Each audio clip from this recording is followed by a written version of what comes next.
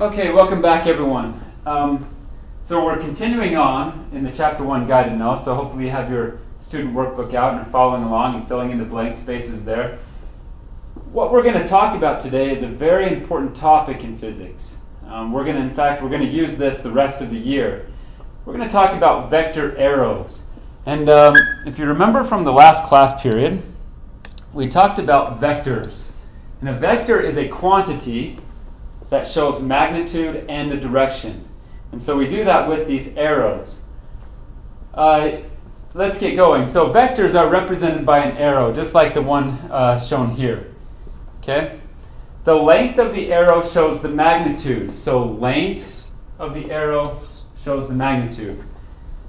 The arrow head points in the direction of the vector. And so we're going to go through some example problems and show you what that means. So with an arrow, with its length, we show the magnitude, and the direction in which it points gives us the direction. Practice problem number 6 will help us understand vector arrows a little bit better, hopefully. It says the two cars shown below are both traveling to the right, but at different speeds. By looking at the vector arrows for each car, which car is traveling faster? And hopefully this is pretty obvious. Car A here.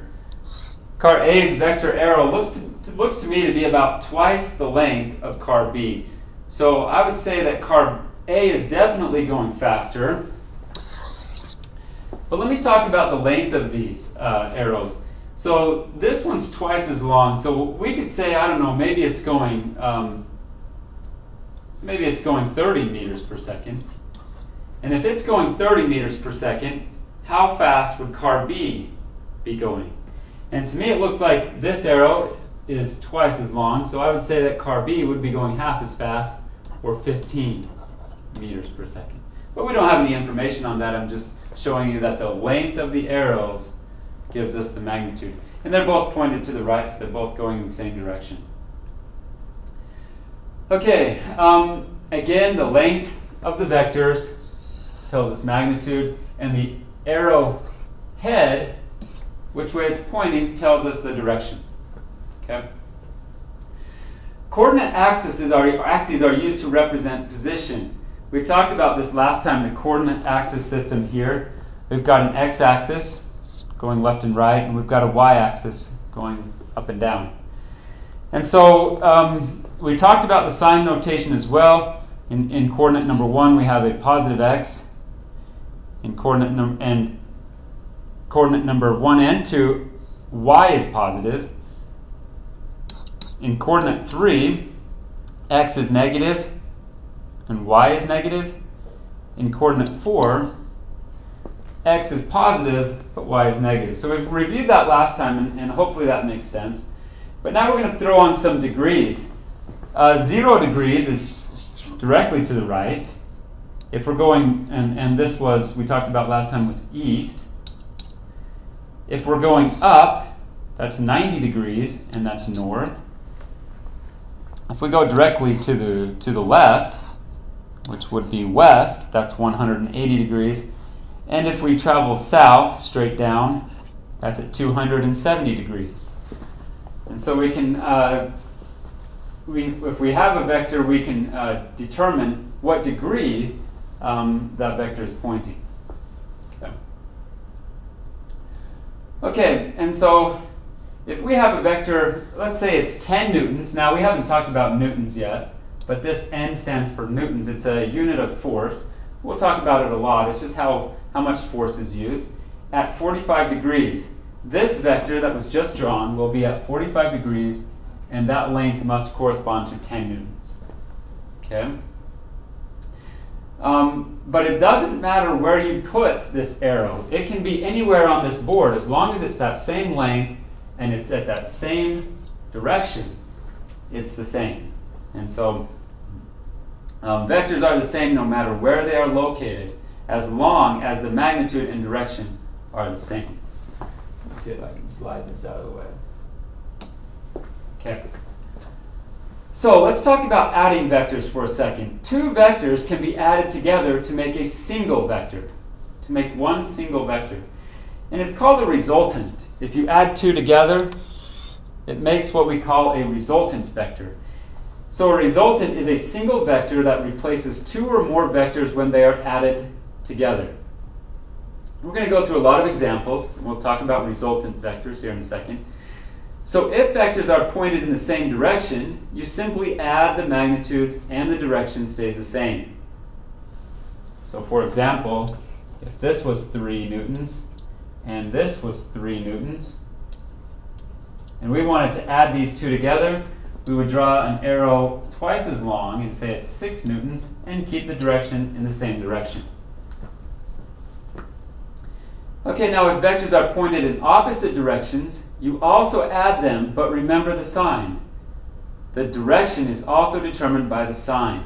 For example, let me draw this one up here. If we have a vector at 3 newtons to the right, and if we were going to add that to another vector, but this one was, say, 6 newtons to the left, what is our resultant vector going to look like? And so let's add them together. Because this one's pointing to the right, I'm going to keep it positive. But the second vector here is pointing to the left, so I'm going to make sure I note that it's pointing to the left with a negative sign. So if we add them together, we're going to put 3 plus a minus 6. And obviously that's a minus 3.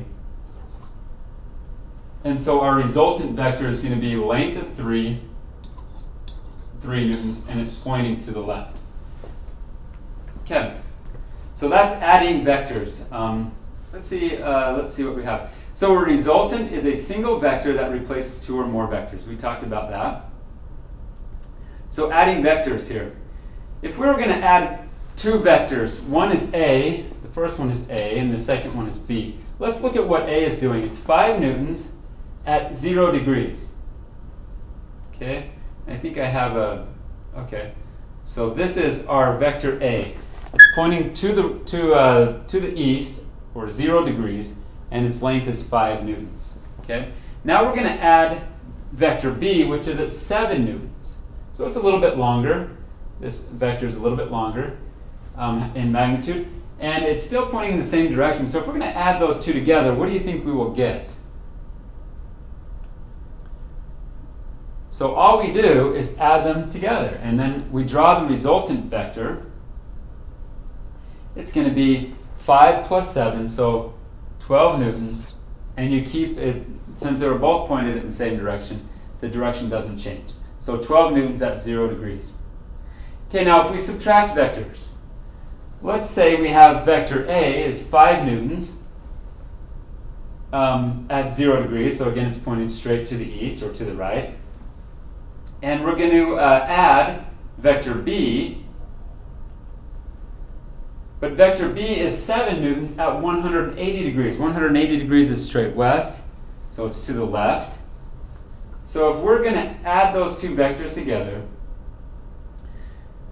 we would take positive 5 and add that to a minus 7. And so what is our resultant vector going to be? A minus 2 newtons. And which way do you think it's pointing? Well, the sign tells us. It's going to be pointing to the left. And so we're going to have a resultant vector there in red. So this is our resultant vector of 2 newtons, and it's to the left. So again, this sign shows us direction. It's going to the left. Or you can draw it to the left. Okay? Both work. Both ways are acceptable. Okay. And yeah, the direction is at 180 degrees or to the left. Okay, practice problem number 7. It says, calculate the magnitude and direction of the resultant for each of the following. Let's do part A. It says, 2 people are pulling a large box across the floor to the right. One person is pulling with 50 newtons of force, and the other is pulling with 30 newtons of force. Draw both vectors and calculate the resultant. Okay. We're going to do a lot of physics problems in this class, and so I always like to start a problem by drawing a picture of what's going on. So we've got a box, a large box on the floor, and it sounds like we've got 2 people, and they're both pulling it to the right. And so I'm going to draw the first person here, and he's pulling it. with 50 newtons of force. Okay, so he's pulling, here's his vector, his force vector is 50 newtons. Okay, 50 newtons. And we also have another person, okay, again is pulling it to the right with 30 newtons. So we're gonna add them together. 30 newtons is not as, make sure that when you draw these arrows, 50 has got to be longer than 30. Okay. So if we're going to add them together, calculate the resultant. Well, we simply add them together. What's 50 plus 30? That's 80 newtons. It's positive, which means it's to the right.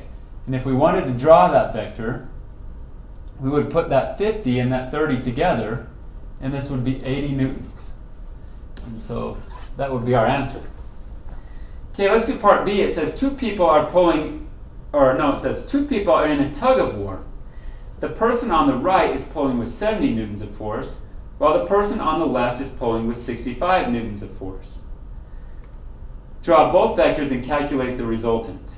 Okay, so here's our tug of war. Let's draw a picture again, because it helps me see what's happening. Okay, they're on a tug of war. So this person is pulling back, and this person is pulling to the right. But let's see if I got that right. So the person on the right is pulling with 70 newtons. So I need to make this a little bit longer. Okay, 70 newtons to the right. And it says, while the person on the left is pulling with 65 newtons. So this one is 65. Should be slightly shorter, since it's not as high of a magnitude. And it says, draw both the vectors and calculate the resultant. Okay, here's both the vectors. We just did that.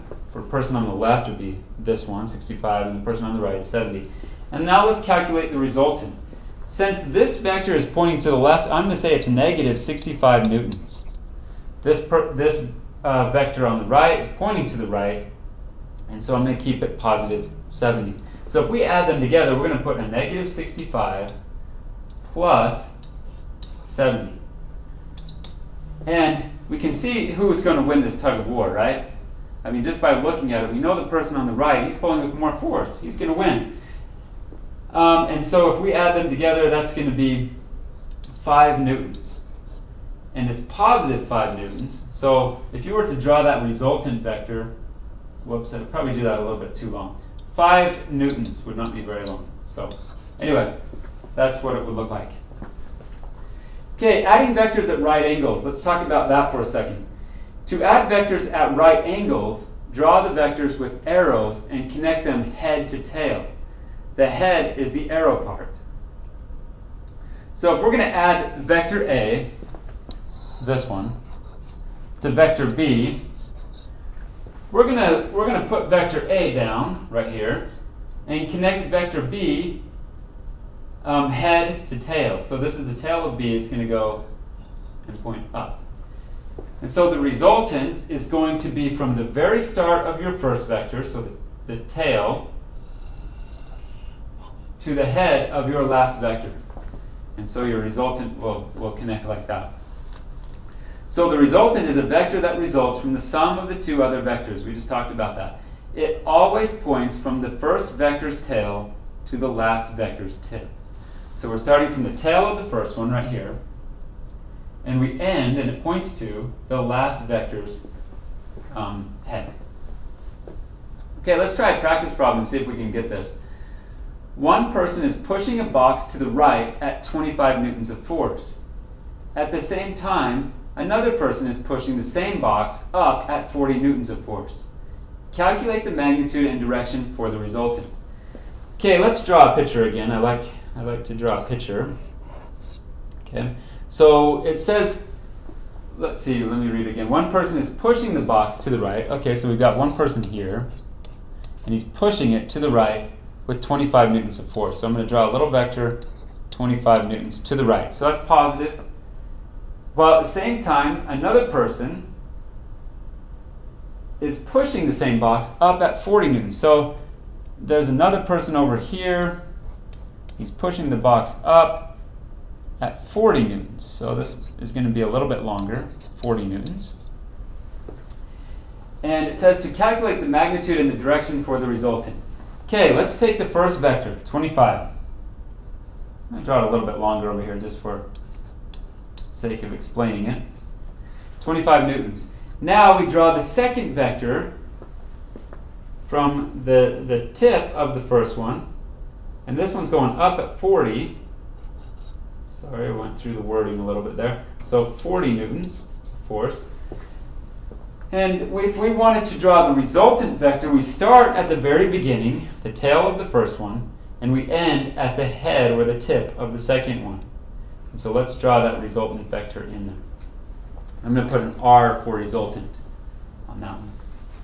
Now we just have to, that's our direction. It's going to point up and to the right. But now what we've got to do is figure out its magnitude. And we talked about this last time in class. This would be a right triangle. Okay, one is directly to the right or at 0 degrees, and the other one is going up or at 90 degrees. So that's a right triangle. We've got two legs of the right triangle. How do we find the hypotenuse or this final side? We use Pythagorean theorem, okay, which says that a squared plus b squared is equal to c squared. And c squared is your hypotenuse. Okay, so let's plug in the numbers. We got 25 squared plus 40 squared is equal to c squared. Let me grab my calculator real fast. So 25 squared is equal to 625, and 40 squared is 1600. And if we add them together, I'm going to get 2,225 is equal to c squared. Now when I get the equation down to this point, I just got to get rid of this square on the c. I just want to know what c is by itself. Okay, so to get rid of that square, the only way I can get rid of it is by taking the square root. But this is an equation. This equal sign means whatever you do to one side, you've got to do to the other side. So we're going to take the square root of both sides to be equal. And so when we do that, we get c on the right. We just got to take the square root of 2,225. So let me find that on my calculator. 2,225, the square root is 47.169. So I'm going to say that c is equal to 47.1, let's round it up to 7. And they were measuring in newtons, which again is a unit of force. And so that's the magnitude of that vector. And again, it's pointing up and to the right. So 47.17 newtons. Up and to the right. We'll get to the point in physics where we could actually determine at the degree at which that arrow is pointing, but I don't really want to get into it right now. We'll just say it's going up and to the right at 47.17 newtons. Okay, we'll pause there for a second. We've now learned enough to complete a worksheet in your physics workbook. Okay, so the worksheet that you can now do is called Vector Addition Worksheet. So we'll pause there, pause the video, and get that one done. Good luck.